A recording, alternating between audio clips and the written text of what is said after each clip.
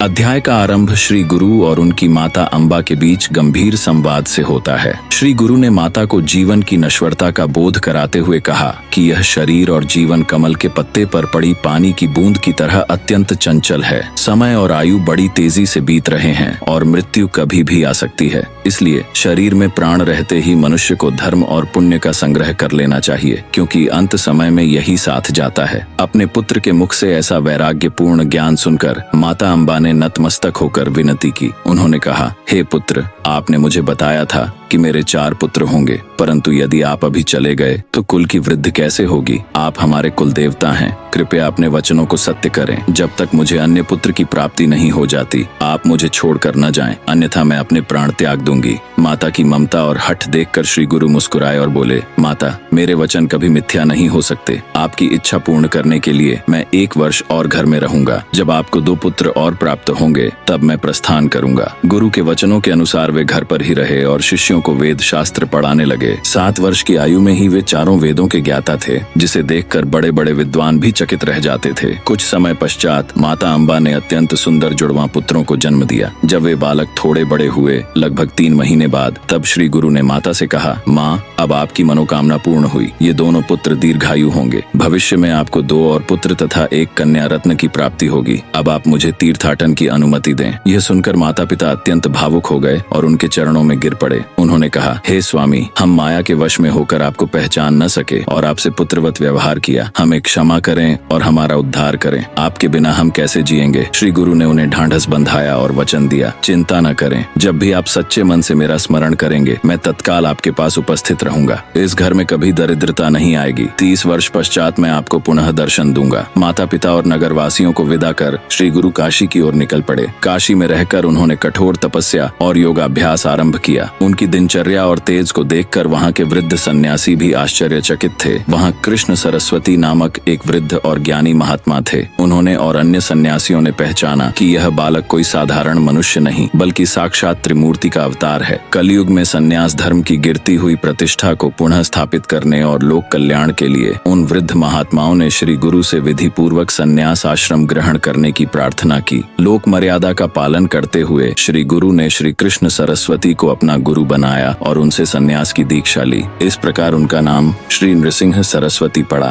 तदंतर वे अनेक शिष्यों के साथ उत्तर दिशा की ओर तीर्थ यात्रा पर निकल पड़े। गंगा सागर और प्रयाग आदि तीर्थों का भ्रमण करते हुए उनकी भेंट माधव नामक एक श्रेष्ठ ब्राह्मण से हुई। श्री गुरु ने उन्हें ब्रह्म ज्ञान का उपदेश दिया और सन्यास की दीक्षा दी। वे ही आगे चलकर माधव सरस्वती के नाम से विख्यात हुए और गुरु के प्रथम प्रमुख शिष्यों में गिने गए।